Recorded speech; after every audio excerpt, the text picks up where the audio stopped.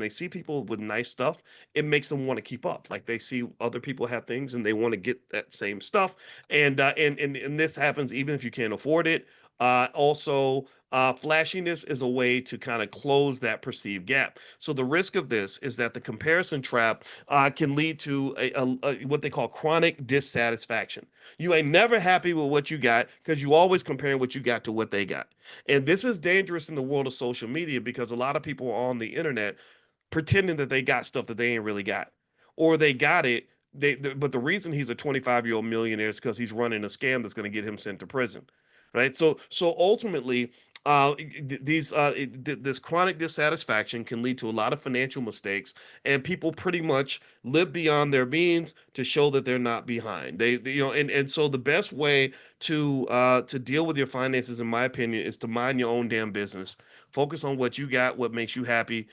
Me and my wife, I imagine if we wanted to flex on our neighbors, we probably could, but I don't even care enough to do that. I don't flex on anybody. I don't want to get into a flexing contest. I just get things that are going to make me happy and make me comfortable in my life, and that's my point of comparison. So ultimately, that ability to be satisfied with what you have is that's a huge financial hack. See, a lot of people think that financial freedom means making plenty of money. You don't have to make a lot of money to be financially free. You just have to free yourself from believing that money or spending money is the only way for you to find happiness, peace, success, prosperity, or whatever. Most of the, you know what I found when I started making money? I've made some money, but let me tell you, I learned once I made money that money was only important to me because I didn't have any.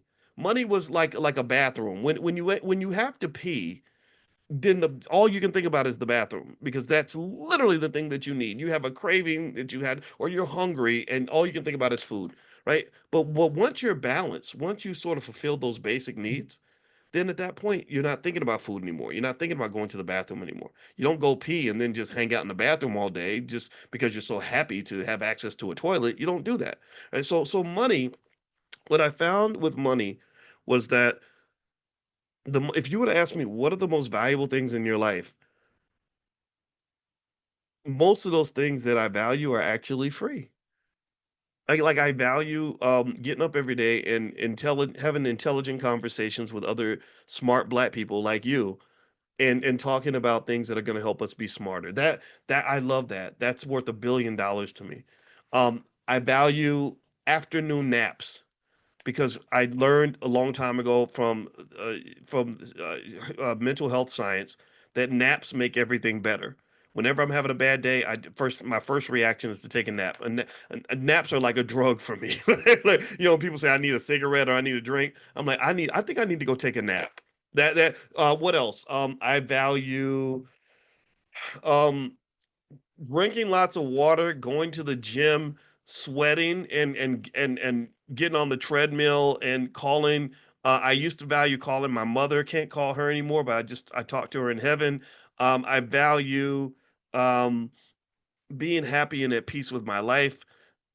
Things like that, right? And here's the thing, though: money is important in that process, in the sense that money isn't going to typically give you the things that will make you happy, but money can certainly be a source of unhappiness because if you don't have enough money, then you have this really stinging unmet need that just eats away at your soul and distracts you from being able to focus on the things that are going to make you happy. Do you understand? Right?